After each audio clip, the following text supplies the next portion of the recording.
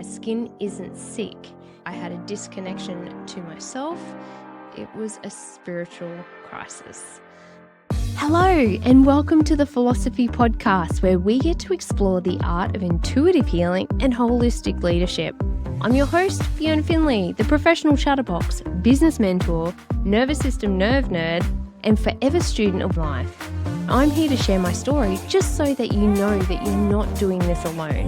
With everything that I offer, I invite you to take what you need and leave what you don't, and let whatever resonate land in your body of wisdom. So let's dive in. Today, I'm sharing something very personal, something that changed my life and my entire trajectory, actually. It was about the time that my body forced me to slow down. A small, tiny little mark was found by my hairdresser, and I thought I was just bad at doing my curling wand, but it actually turned out to be a BCC, so a basal cell carcinoma. But the real story is that how this diagnosis actually cracked me open and showed me that there's a different way of living and processing life. So here I was having my hair done, and the hairdresser noticed a little mark. Straight away, she said, it's not my technical aptitude on a hair curling wand. It's actually something that I need to go to the doctor with. And she showed me in the mirror, I took a photo, and she was right. It was perfectly cylindrical and it had an indent. There was no hair growing out of it. Long story short, I went and got a diagnosis. I was running a business, juggling solo parenting, pushing through what I thought is I've got this energy, right? And I was making sure my juices were done. I was exercising. I was doing yoga, meditating, breath work, you name it. I was doing all the things, but I was totally disconnected, right? I was disconnected from my body, even though I was doing all those things, my intuition, and actually my truth. Now, this didn't come apparent straight away. This was over a couple of years. So from the time of diagnosis, I refused to get a biopsy because we kind of knew what it was going to be. And because it was on the crown of my head, it really took a lot of surgical technique to be able to draw my scalp back together and keep it there. So under the knife I went, and they got it all, but they didn't get all the margins. So I had to go again. And this second time round, when speaking to the doctor, my decision-making process really threw me. So even though I was like, I got skin cancer, I wonder what that means on a metaphysical level, I still hadn't dug deep enough to my own truth, found my own wisdom, and found my voice around my own personal health journey. I began making decisions out of fear and listening to other people and around what they prioritized in their health realm and in their life and things like that. So I underwent surgery again. So the second round of surgery meant that he had to take more. He needed to understand my file, which he did not. And he ended up having to put a skin graft on there. Now, if anybody knows what a skin graft means on the top of your scalp, it means that you grow no hair there. So he took it from the top of my thigh.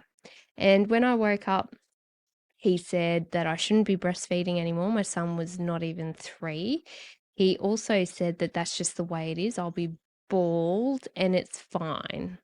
All this culminated, and I found it very disempowering. My journey through the whole process left me so mute. That's what it is. I felt quite mute.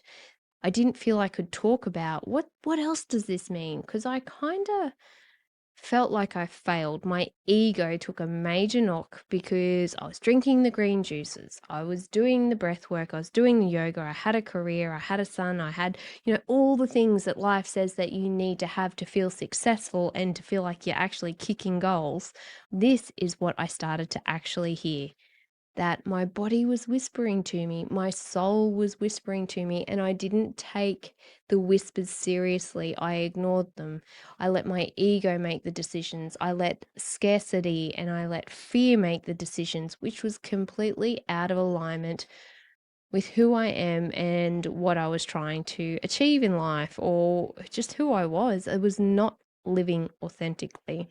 This wasn't just about the sun or skin, right? It was about stress. It was about overwork. It was about emotional holding and not processing. It was about spiritual numbness. Essentially, it was about disconnection from myself.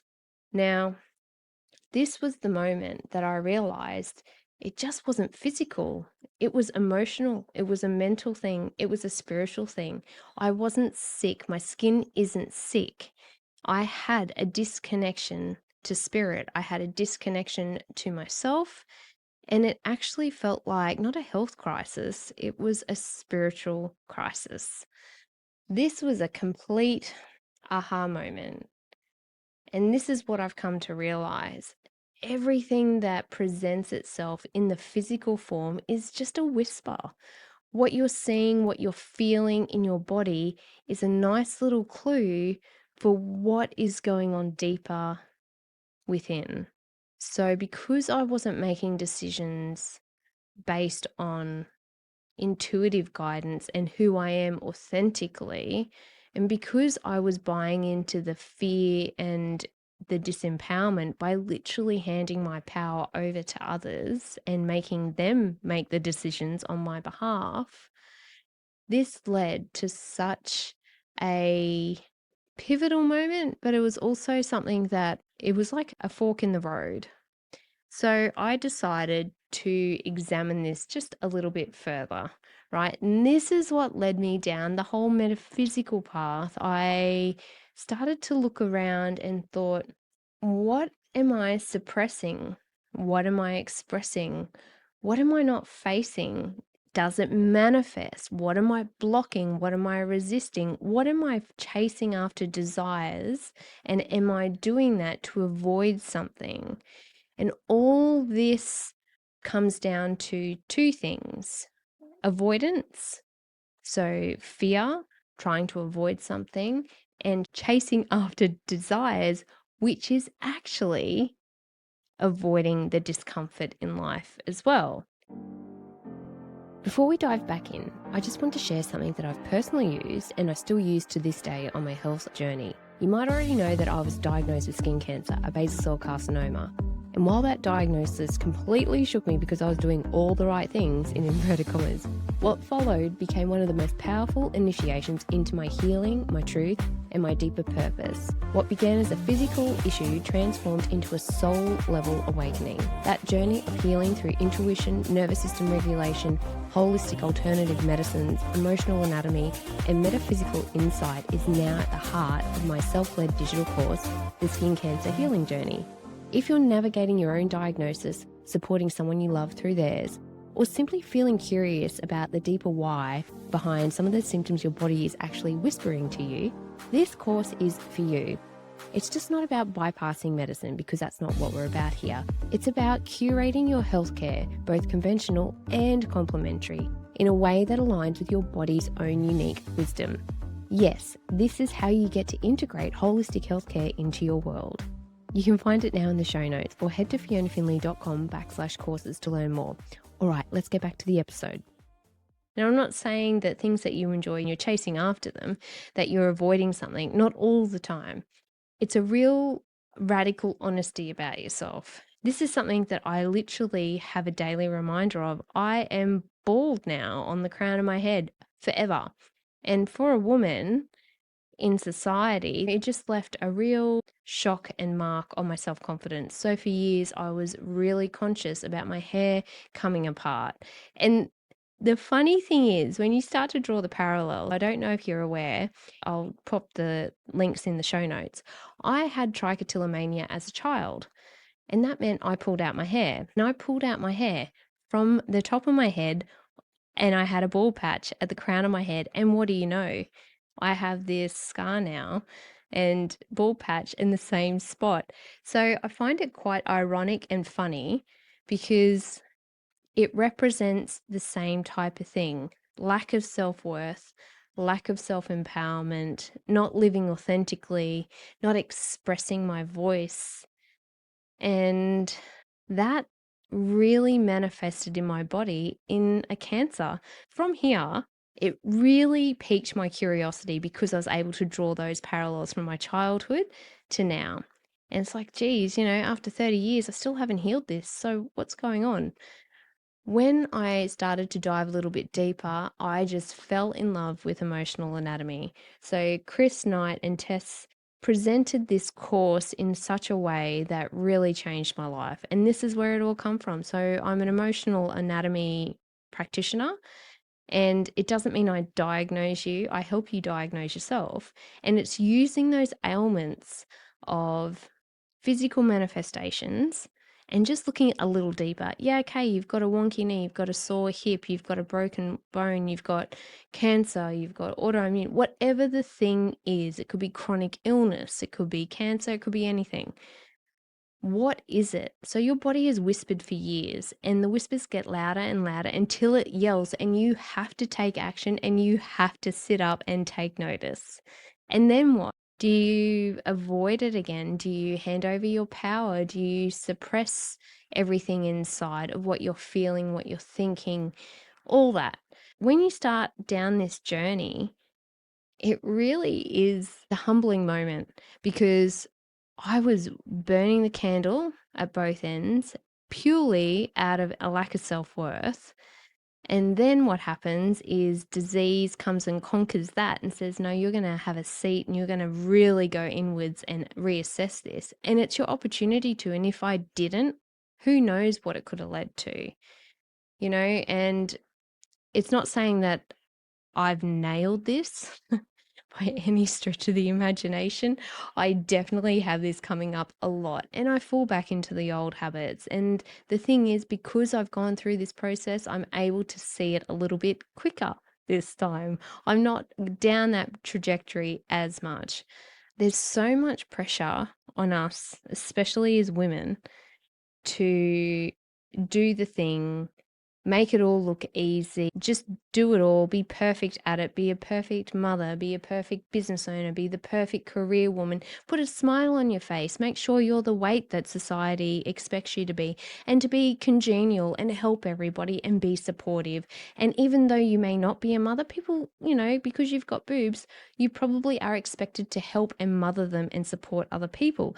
Women are the shock absorbers of society, and this is why things manifest in women more so than men, like autoimmune diseases and chronic illness. So me getting a BCC actually was such a gift.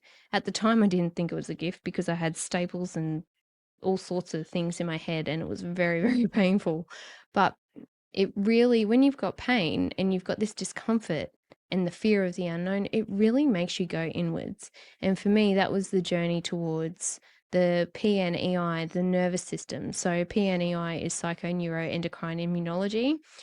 I'm just going to keep to PNEI because my mouth stutters over that. But basically, it's how your mindset and your spiritual connection and your self-worth and love manifests if it's in lack, and how it manifests in your body. So this is my immune system shutting off and not getting those cancer cells. It just let it go because my immune system wasn't working the way it needed to be because of my self-worth issue, which changed my biochemistry in my body. So with that said, that's a very quick synopsis of nervous system and everything that I really truly believe when it comes down to health. I'm a medical scientist, so I believe in all the pathology, the diagnostics, and the medical technology. However, it's to be used and engaged with discernment. And when I say discernment, it needs to be done from a place of authenticity and empowerment. I don't poo-poo any type of medicine, whether it's alternative, conventional, it doesn't matter. When you're faced with a health challenge or something that manifests in your life, the question is, how did that come about? What is this showing me? And rather than playing into the victim mode, what opportunity is it? How can I tweak my inner environment and my mindset and my connection to myself for a little bit more harmony in my day and body and mindset? Your body is always communicating right? So are you listening? And we are so busy at burning the candle at both ends and doing all the things, we are not taking note of what is coming up. Illness is absolutely a doorway, not a dead end. It's here purely to help you see that true healing isn't about treating the symptom. It's about getting radical honesty with what's underneath and inside, right? My work today is deep with this in helping others recognize that these moments as initiations and something to be celebrated, they're not punishment. Life is happening for you and not to you. If you ever had a health scare, or you're feeling like you're burnt out, or you feel like you're on this trajectory and you can't get off, my biggest thing is I felt like I had no options. I'm telling you, I'm promising you, there are options, right? And that's just your soul screaming for a bit of love and attention. And for me, it was screaming through my skin, and we can go into skin later, but basically it's your barrier, it's your boundaries to life. And my boundaries sucked at the time. So this work, this philosophy is deeply embedded in ancient traditions and wisdom. This isn't something that I made up. This is something that I'm starting to connect the dots with. So I guess what I'm saying is you don't have to walk it alone. There are so many practitioners out there just like me that will walk beside you and partner with you. Create a healthcare team that is in partnership with you, not a dictatorship. Feel comfortable to talk about this stuff with your GP or your other medical healthcare team. And if you don't feel comfortable and you don't feel safe, vet them, get a new one, seek someone else out. There's someone out there for you. Trust me. It took me a long time to realize this. Okay. So the things I'm going to leave you with. What if your pain is part of your purpose? We all want to find what our life purpose is, but what if your pain and disease is actually part of your purpose? What if your symptoms are sacred and it's your initiation pathway to freedom? So my journey with the BCC just didn't heal my skin. It actually rebuilt my life, defined my values, and really put me on a trajectory to accomplish my mission. And now I get to help others rebuild this from the inside out. So yes, I know all about the systems, the pathophysiology and all that. I studied that for many, many years. There was just a piece of the puzzle that was missing. And this is one of those pieces. And I'm here to connect the dots for you because on the inside is the missing piece. So if this has landed with you, I invite you to join my VIP list, or out of this, I actually developed a skin cancer digital course where I get to talk to you all about the PNEI, so your immune system, how it all manifests, some holistic healing methods, some yoga, some breath work and stuff like that. But if you do want to have a chat to me, jump in my calendar, we can have a chat and no pressure. And either I've got something to offer you to help you on your way, or I can even show you that there's others out there that is probably more aligned with what you're after. So on that note, keep calm, keep curious and connected, and I'll chat to you soon.